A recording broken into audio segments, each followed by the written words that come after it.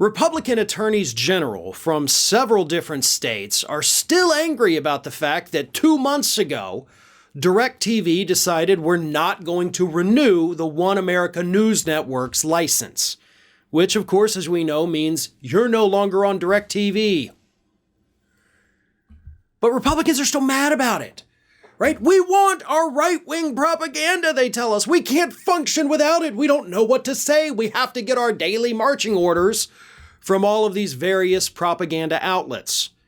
You know, they still have Newsmax and Fox News and Fox Business, but apparently that's not good enough. And CNBC, we'll throw that in there too. They want One America back on.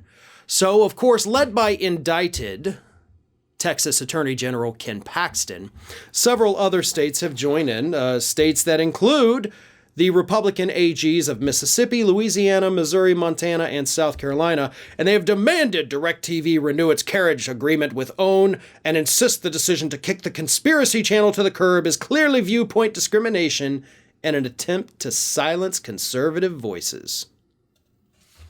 This is what Ken Paxton says in his letter. My fellow attorneys general and I strongly recommend that you reconsider your present course and renew your contract with OWN in April. Your failure to do so will not only cause you to lose millions of dollars in business, but also drive many millions of Americans to simply cancel your services outright, as President Trump and other leading figures have already called for. Ooh, terrifying. All these conservatives who weren't watching One America to begin with, you idiots.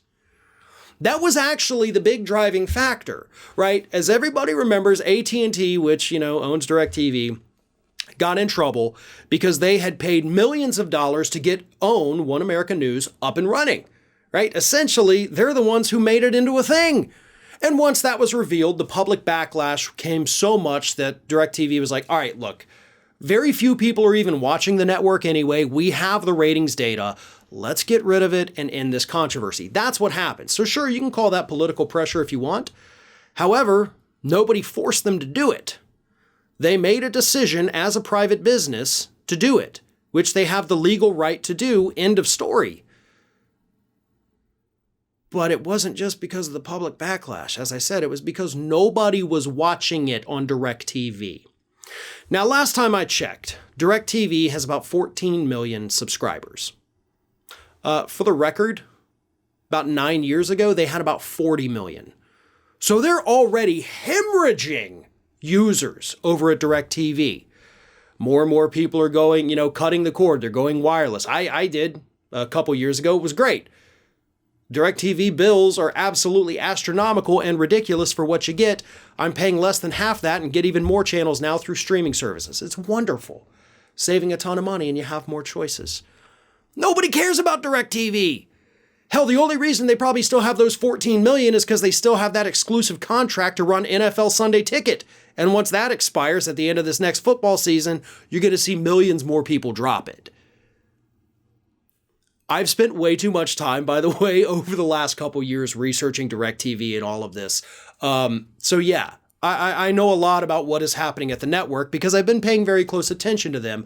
They suck and they're losing people, but they're not losing anybody because they dropped One America.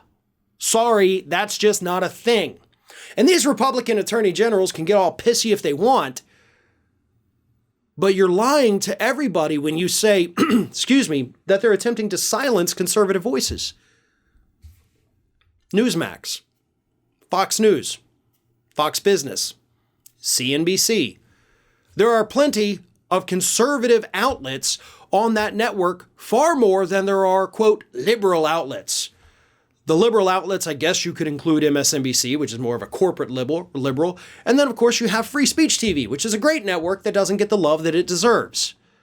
Other than that, you don't have any, liberal outlets. Sorry, you don't. But here's a bigger question. Why are these attorneys general even doing this? Right? I mean, shouldn't this be way outside the scope of their jobs? Demanding that this private company that Republicans have fought for so many years to have rights of their own. Now they're mad that they can't do anything about it. I'm sorry, but I kind of feel like this deserves an investigation. Not suggesting necessarily that these attorneys general have done anything illegal, but I would like to see their internal communications as to why they think that this is an issue they need to involve themselves in. I think a good Freedom of Information Act, actually, a good investigative reporter would be able to come along and do that in terms of an investigation, not necessarily a criminal investigation by law enforcement. But reporters, investigative journalists, get on this. Let's find out what the hell is going on behind the scenes at these state attorneys general offices that they have nothing better to do than piss and moan about a propaganda outlet no longer being on satellite TV. Hey everyone, this is Aspen. And did you know that for the low cost of $0 per day, you can subscribe to the Fair and Balanced YouTube channel? We also encourage you to like, comment, and share, but again, click that subscribe button and help Aspen not be so grumpy.